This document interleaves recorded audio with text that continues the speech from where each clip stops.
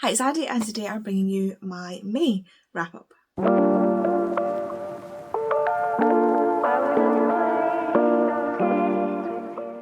In the month of May, I managed to read 13 books. 13 books! And I did DNF 3 of them. I was in a bit of a slumpy month. This month, the end of the month, yeah, I'm not gonna lie, the slump hit me hard. I ended up binge watching so much Downton. So much. I've been watching Ghost Whisperer, and then I started binging Downton because my mum was binging Downton and she was messaging me about it because mum has never seen Downton before, and I was like constantly at her like, you need to watch Downton, you're gonna love it. And then she was like, couldn't get onto Disney, so to watch, I can't remember what she was watching, so I went onto Netflix and just started watching Downton, and suddenly it was 6 o'clock in the morning. It's like, yeah, that's what Downton will do to you, Mum. That's what Downton will do to you. So yeah, I've been doing that instead of reading, which is fine because I still read 13 books, which is like, I remember, I keep saying this to myself, I remember when my stretch goal was 10. But when my stretch goal was 10, I was also working full-time and in university full-time. I'm currently working part-time and disabled, so I never go anywhere. When I do spend time with my friends, it is on a backstage StreamYard reading books. So I get a lot of time to read. So yeah, 13 books is not, like, it's within my average, but on the lower end of my average, but it would not be happening if I had a life. First things first, I'm going to go through the 3 books that I DNF'd. I like to get them out of the way at the start, just so I don't have to talk about them any longer. So the first thing I DNF'd was The Man from the Train by Bill James and Rachel McCarthy James. I thought this was a husband-wife duo. It's not, it's a father-daughter duo. Awkward.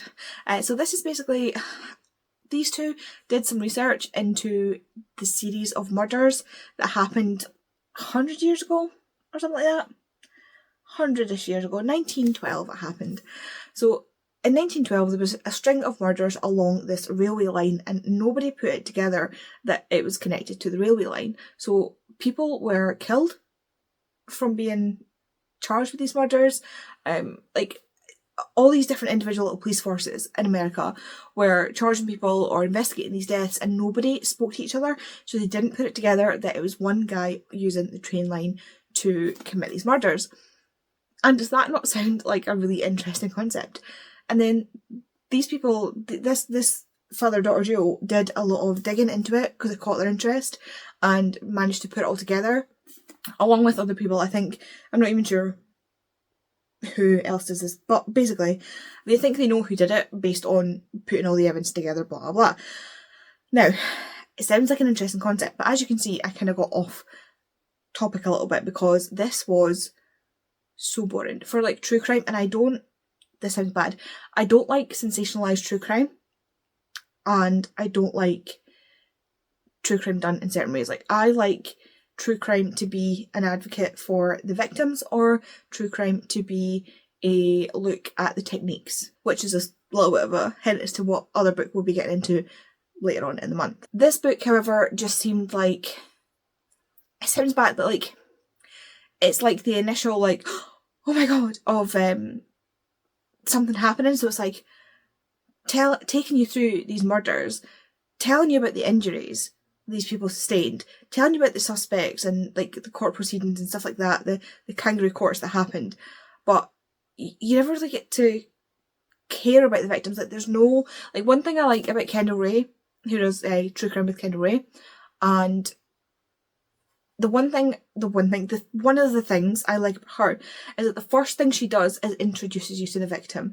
She will tell you about their life and let you understand what kind of person they are before she goes into the way that they were harmed, be it murdered, missing, kidnapped, variety of things, because it's true crime. And she is there to advocate for the victim. She is there to try and help the family. She is there to try and help get evidence or information if it's, for example, a missing person case. This just felt like, oh my god, there's a serial killer. How cool is that? And I hate that. I did not like that about this book. It got so repetitive and so boring. Like, I get it. He went and he killed them with an axe. He arranged their bodies, he left. It's the same thing he did. It was his MO. He did it constantly.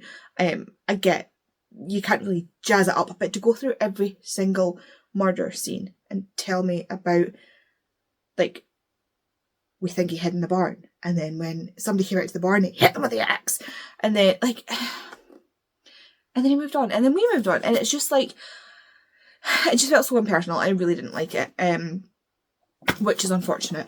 I DNF'd this because it just felt like the same thing, but at the same time so disrespectful to the victims. And then I DNF'd Rooms for Vanishing, which is an arc that I got. I just couldn't vibe with this writing style. It was like a stream of consciousness in the way of, like, and again, I've DNF'd other books because of this, but it was like, for some reason Francesca's coming at my head, but I don't think that's the name of the character. Francesca walked up the stairs, and then Francesca walked down the hall, and down the hall Francesca saw 3 doors on the left and 4 doors on the right. Francesca didn't know it was on the 3rd door on the left. I don't need every detail of your like, I don't need it. It just did not, like, there was no quotation marks either for the speech. It was all told in a kind of, like I say, stream of consciousness in a way that I just don't like. The concept sounds cool because it's like, it's almost like magical realism, and I definitely think there are people out there that are going to love this book, but for me, it just didn't hit the mark. This, I'm not entirely sure what the story is because I didn't read it, but it basically follows this family where this is where I think it's magical realism, because it talks about each individual member of the family, and each one of them, they are the only one to have survived World War II. So from each family's perspective, each member's perspective, they are the only one to survive. And I don't know if it's like a sliding doors kind of thing where different decisions make different avenues, or if it's like a different, like, a split off multiverse-esque sliding doors. If you've seen sliding doors, you'll know what I mean. Basically the idea that a decision that you make branches off into the consequences of those decisions. So like in the Doctor Who episode Turn Left, when she turns right, certain things happen, and when she goes back and turns left, different things happen.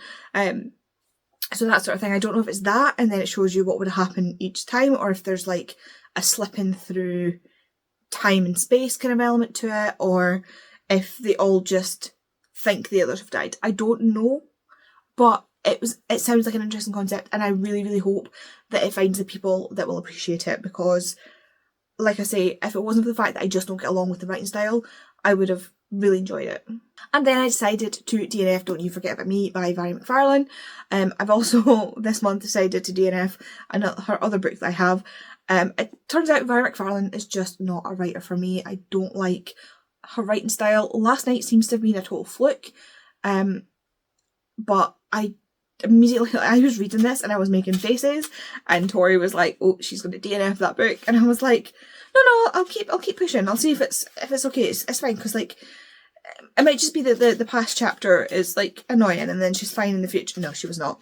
This character, Georgina, is the most infuriating person I've ever come across.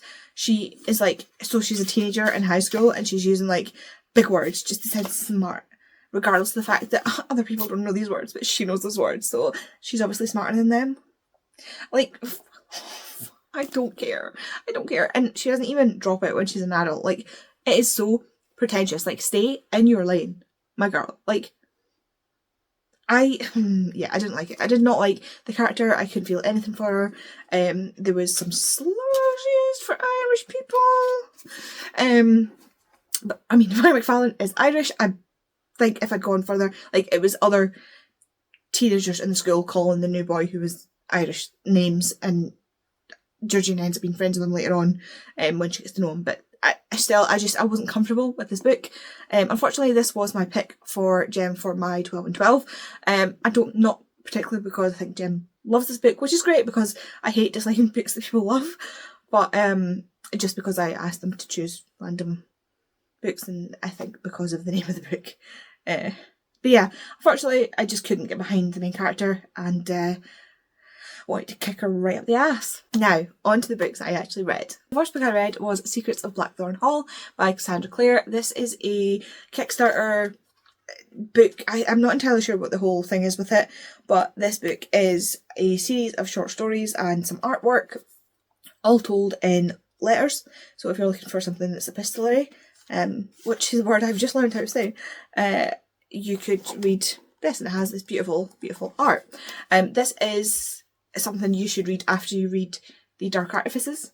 It's funny because the Blackthorns were my least favourite family. That was my least favourite trilogy, and I actually really, really enjoyed this. I think if I read this now, read the other books again after reading this, I'll actually enjoy them a lot more. But yeah, I really, really enjoyed this. Thank you, Victoria, for letting me borrow it, because I did not take part in the Kickstarter, so I did not get this book. Next is A Great Big Beautiful Life by Emily Henry. This book, I love the sprayed edges in this, by the way. Like, I actually like the ombre on this. This book has been fairly controversial online, and not in the sense of like she's done something shocking, but it has been tearing people in two who love Emily Henry. Some people love it, some people hate it. I've never seen anybody actually like middly like it. They just either love it or hate it, which is really funny. This book is a lot more literary than her other books, and I actually really, really enjoyed it that way. Now, I'm naturally a very, very nosy person, and so one of the things that people didn't like about this is that it goes over this person's life, and it goes back to like her great-great-grandfather or something and starts there, and that's how she like tells her story. But tell me, I love this. I'm so nosy. Like, I want to know about your great-grandfather who started this business, which tumbled into like this massive thing and then ended up in notoriety. I want to know. Like, I love this. I ate this up. So this is about our two main characters, whose names I can't remember, of course. So Alice and another man whose name I can't remember. So Margaret is the woman who is like notorious. So Margaret disappeared from, she was like a socialite. This is all over the place. Margaret was a socialite, and she had this really famous, really controversial family. Think of like, it's very like, I feel like Daisy Jones and the Six and Evelyn Hugo. I think you might like this. And Margaret Ives was really controversial and like this public figure in the past. And then she disappeared for like 3 decades. And suddenly she writes to Alice and she wants her to write her memoir. But there's also this other guy, again, whose name I can't remember, don't care, because character names, and he's been invited to, now he's a Pulitzer Prize winner, and Alice just writes columns for a magazine. So Alice feels really out of her depth in this, but Margaret wants them both to stay for a month and tell them her story and see who writes the best sort of story for her, and that's who she pick. Now these two, like Alice is one of those perpetually positive people, and apparently is a perpetually positive person, and so she's immediately like, I'm gonna be friends with this guy, and he's like, stay away from me, I'm so introverted. It also reminds me a lot of Beach Read, so if you don't like Beach Read, you may not like this. And so they meet with Margaret, they learn her story, and they start to realise that there are some holes in the story that don't quite add up, some plot holes, some continuity errors, shall we say. But they've signed a DNR,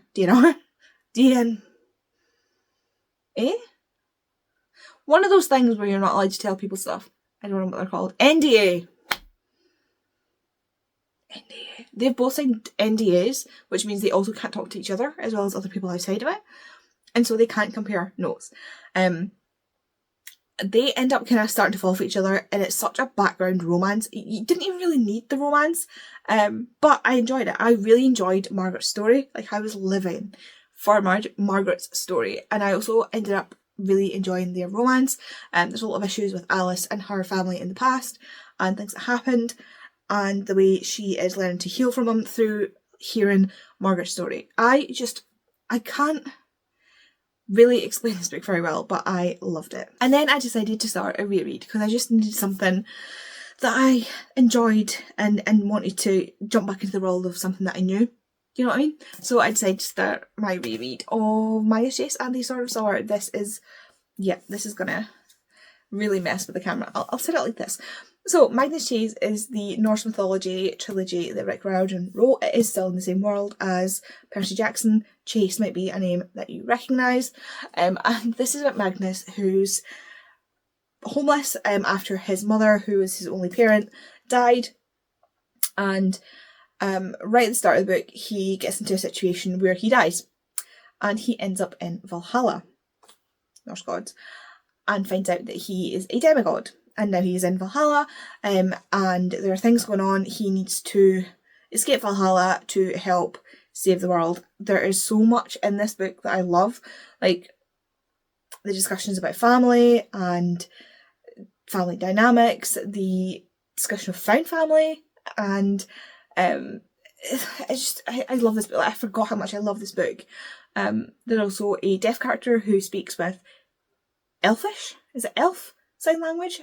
Or like A, because it's Norse. You just need to read this. I love this series.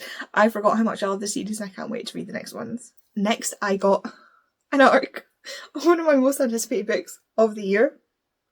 Did I cry? Yes, absolutely. And that is Pucking Strong by Emily Rath. Emily Rath is quickly becoming one of my favourite authors of all time, and I absolutely love the Jacksonville Rays series, which this is book 4 in the Rays series. The first one is Pucking Around, and then it's Pucking Wild, and then Pucking Sweet. I had to look at my shelf there. And this follows a hockey team, and Jacksonville Rays, as you can imagine, and they are quite a new team, and so they're learning to work together as a team in the first book. And this book follows a character we met in the first book, and two characters really we meet in the first book, but one that we kind of see a little bit more of. That makes no sense. So this is Teddy and Henrik's books. Tedrick, as you will, if you will. This is a hot mess. Anyway, so this is Teddy and Henrik's book, and they get themselves into a situation where they have to get married to help Henrik adopt his niece, because his sister has just died and his parents are older and not in a position to look after her, but the Swedish government do not want her coming over from Sweden to America to live with someone who's going to be in the road 6 months out of the year. And so Teddy and Henrik end up getting married, and chaos ensues. Henrik himself is, as far as he knows, straight, maybe asexual, because he's never really been that into sex. He kind of does it because it's expected, and gets introduced to the concept of demisexuality in this, which is, like, this is Emily Rath's demisexuality love story. I love it. A love letter to demisexuality. And Henrik, who is a openly gay black man who was raised by his mother with 3 sisters. So you can imagine he has had a rough time of it, especially since his sisters like to bully him. But, you know. So yeah, Henrik and Teddy have to pretend to be married, and Henrik starts to fall for Teddy, but he's very confused about it all. Whereas Teddy has had a crush on Henrik since the first time they met, which is actually not when he started working for the team, but again, just before. I love this book so much. I can't wait to reread the series. Currently, I can't reread the series because Vicky has my book. She has my book, and I need it back. It is on KU though, so I might just read it on KU. And Pucking Strong comes out soon, so I can read them all back to back to back. Then I read The Last Hours in Paris by Ruth Drury. I just needed some sort of change in tone, and I was feeling like a World War II historical book again, which I've not felt like that for so long, so I jumped on it and picked this up. This is about a family, and they are in Paris during the Nazi occupation, and Elise, who's the main character, ends up falling in love with a Nazi soldier, and it's not quite what you're thinking, like he's a Nazi. It's not one of those ones where, although he is a Nazi and he believes in the Nazi message, he falls in love with her because she's special. He is very much does not want to be there. His family is French, but they live in Germany, or his dad's German, but his mum and his grandmother are French, and he feels a lot more French than he does German, and he is in France as a translator, and is really fighting with his internal morality, because while he is not actively going out and harming people, the job he is doing, translating letters from people who are like sort of handing over their neighbours, as it were, for being dissenters to the Nazi cause,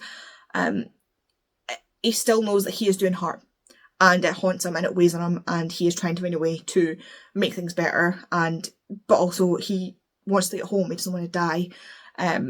It looks a lot into his history because he was part of the uptake of Hitler Youth when it became mandatory, so he's been groomed from a very young age to believe in this Nazi message, although his parents and his grandmother were vehemently against it.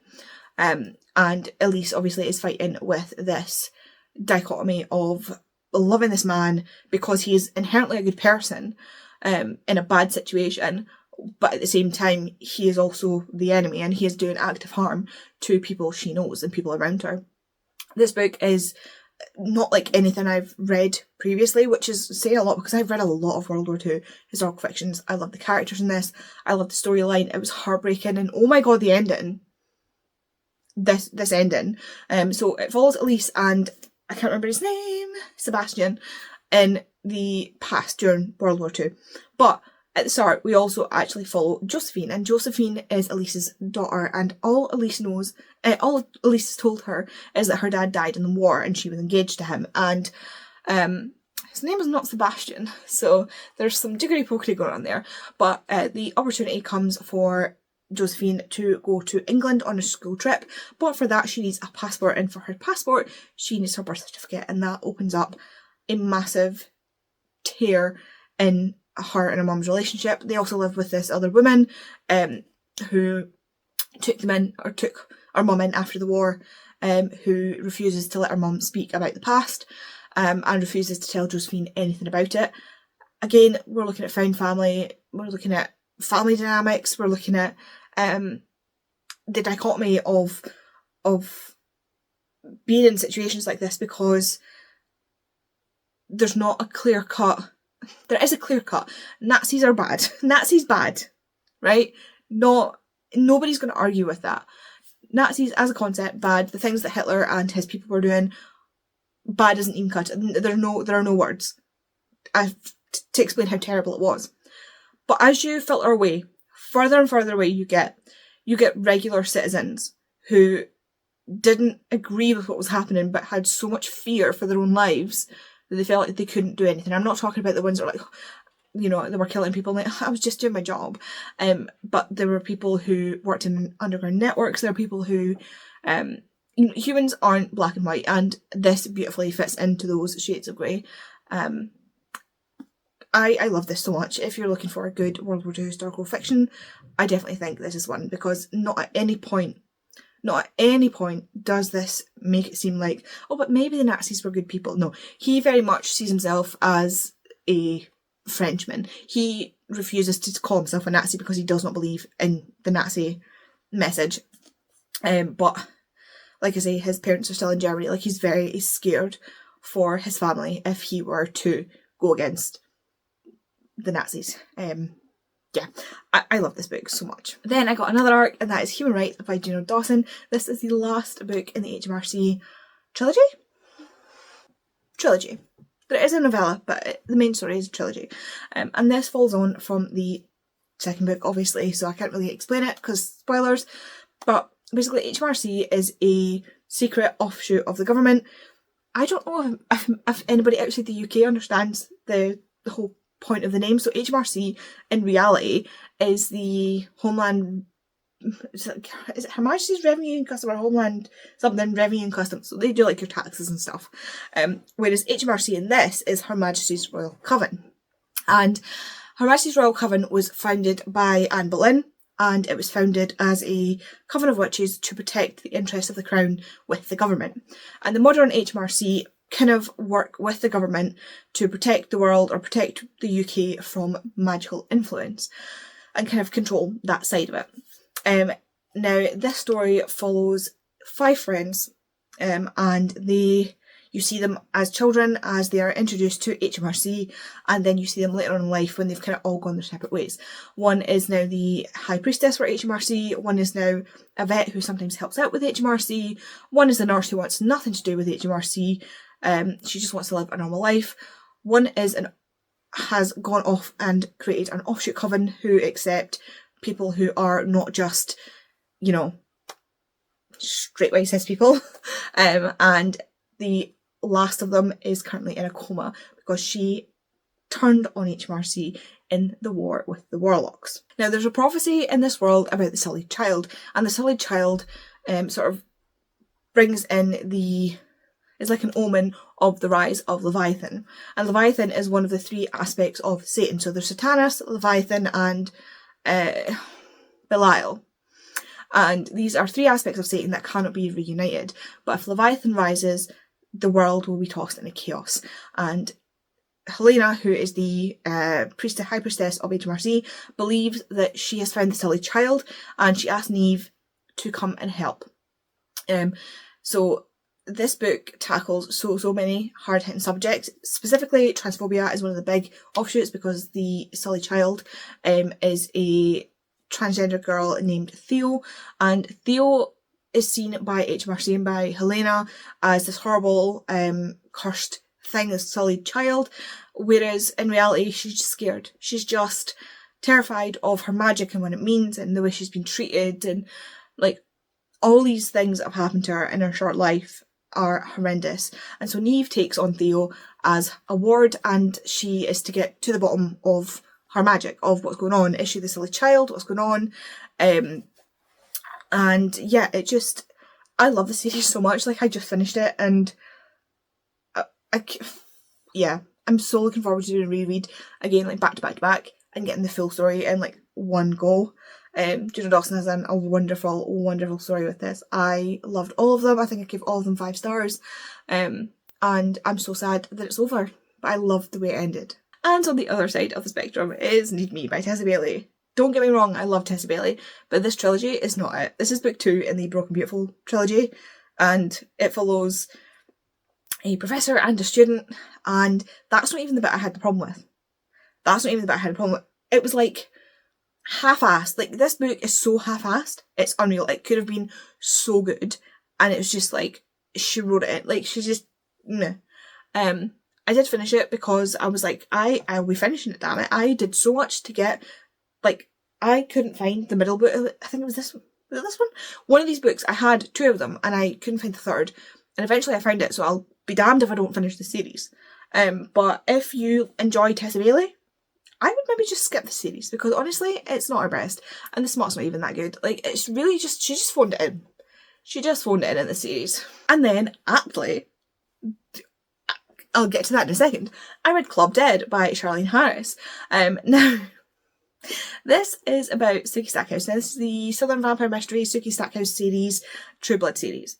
This is book, I don't even know, book 3? I think this might be book 3.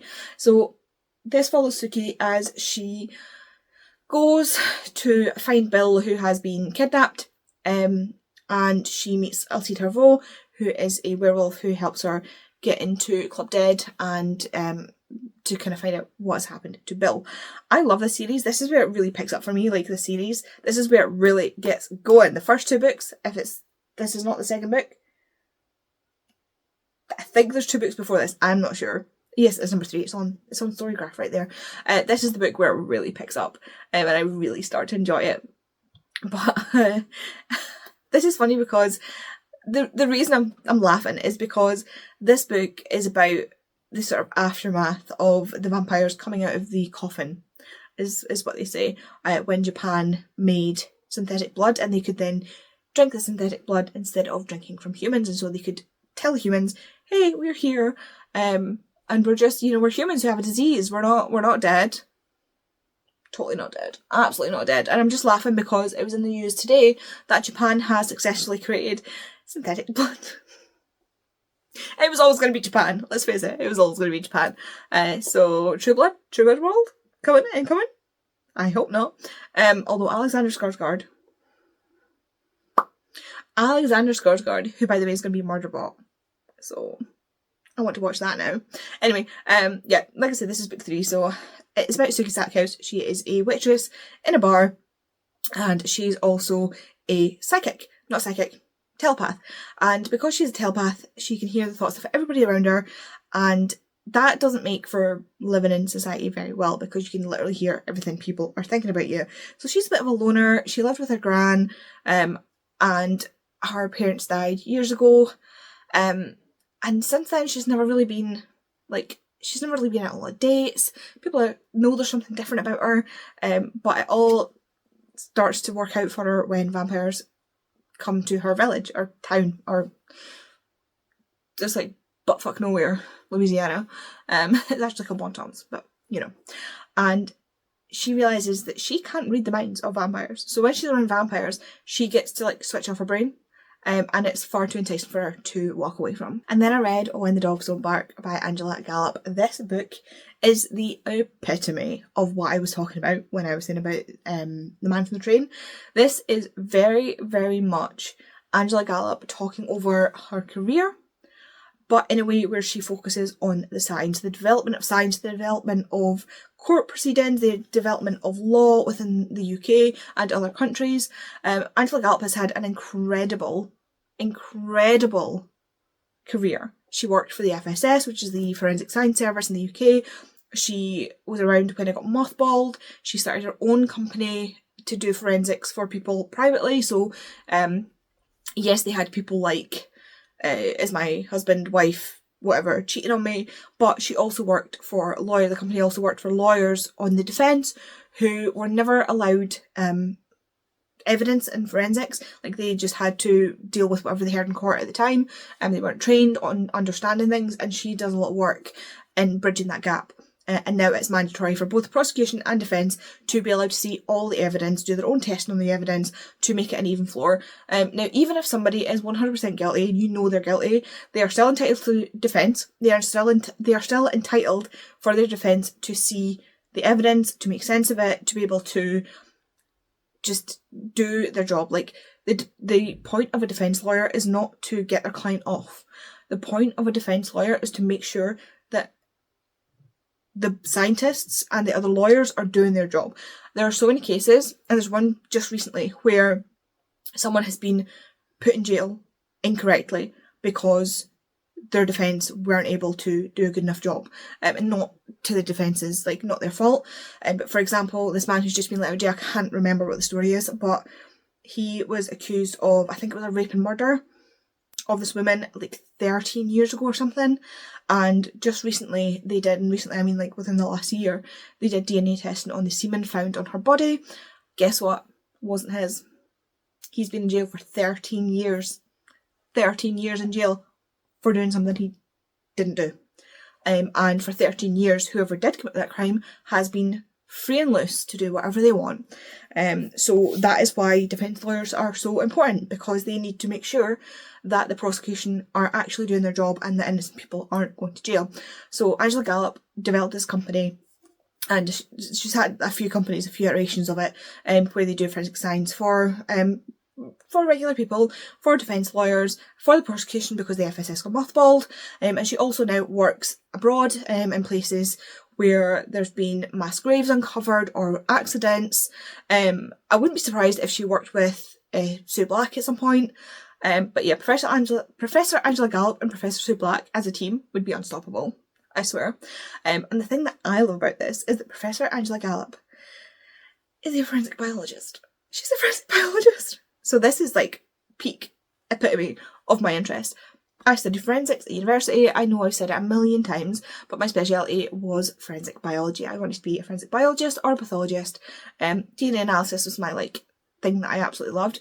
But the amount of things that forensic biologists look at, they look at insects, pollen, dirt,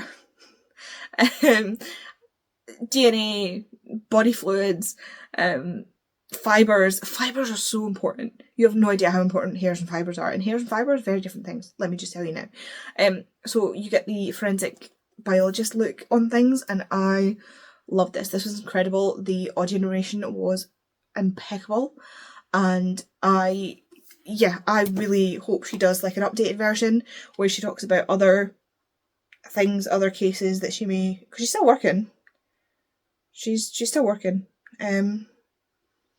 And still doing, I'm assuming, an amazing job. So yeah, it goes back to facilities in the 1970s, forensics in the 1970s, and the differences now, because before they would never have to worry about tests and things being so sensitive, but now tests are so sensitive, we need to actually scale them back.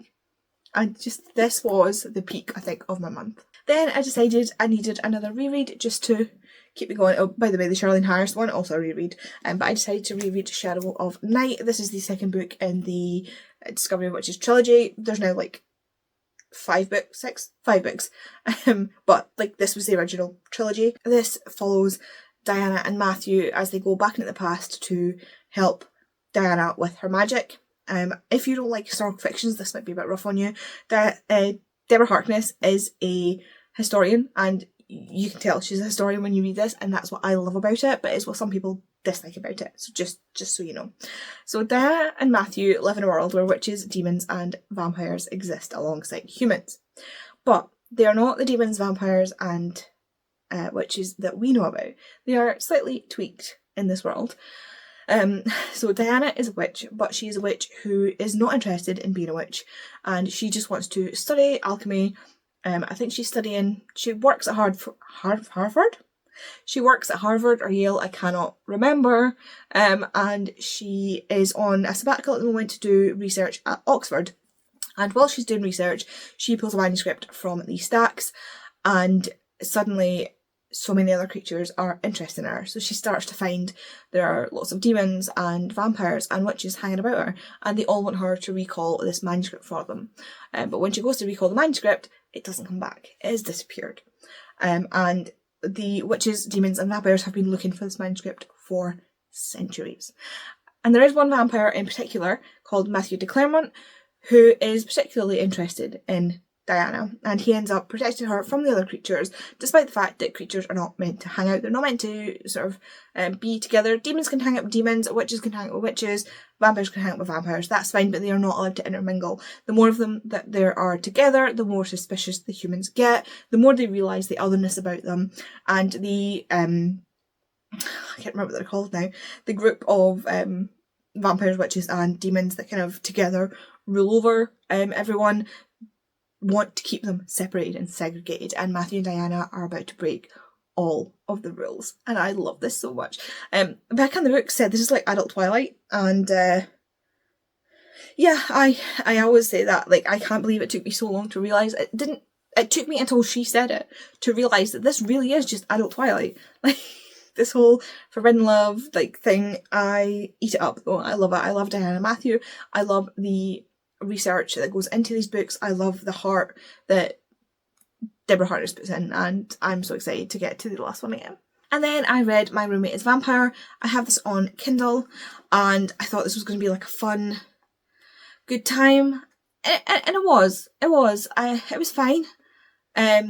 So we've got our main character, again, I can't remember anybody's names, and she is having to move because she has no money, and her landlord's kicking her out for not paying her rent, which, you know, fair. And then she sees this listing on Craigslist, or Craigslist as Americans would say, for this beautiful apartment, utilities included, bedroom, use of the living space, etc, etc, etc, in this very beautiful part of, I want to say, New York that they're in, for only $200 a month. And she's like, okay, but how many bodies are in the basement? Because there's no way that's, you know, no way that's actually on. But it is a real offer, and it is because the person who's letting the room is a vampire, and they don't quite understand how much things should cost, because he owns the house. He's been asleep for 100 years. He doesn't quite understand what's going on. And so she moves in and doesn't realise for a while he's a vampire. It's like spoofy, funny sort of thing, but it just wasn't for me. Like, I know other people love this, and yes, the characters are really cool and funny, and I don't know, there was just something missing for me. And then, because I couldn't stop thinking about it and I really wanted to reread and listen to the audio again, I reread Project Hail Mary by Andy Weir. I love all of Andy Weir's work, but Project Hail Mary and The Martian just really hit different, I'm not going to lie. So Project Hail Mary follows Ryland Grace, who is a disgraced academic come science teacher, high school science teacher, who finds himself waking up on a spaceship somewhere that turns out to not be our solar system, and he has no idea why he is there. And basically, he is on the ship, and he is alone, and he realises that he's been sent to save the world. And throughout this, he is getting his memories back, so you're switching between his memories and his current position that he's in, and you're with him as he learns what's going on and as he's trying to save the Earth. This book has one of my favourite characters in it, and honestly I love Ryland, but I love the other character more.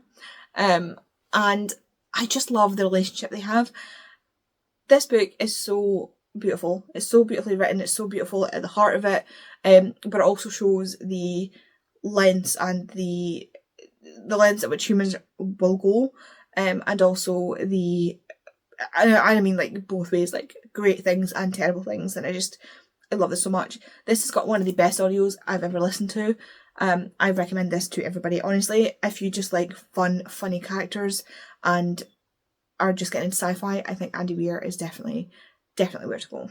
And then I wanted to read another reread, because I was just feeling really slumpy, and I wanted something to make me happy, so I read Off to the Races by Elsie Silver. This is the first book in the Gold Rush Ranch series, and this follows Billy and Vaughn. Vaughn is the owner of the Gold Rush Ranch, which is a racehorse training facility, but they have been kind of hit by scandal. His grandfather was accused of fixing races, but then he up and died and left Vaughn in the soup, so to say.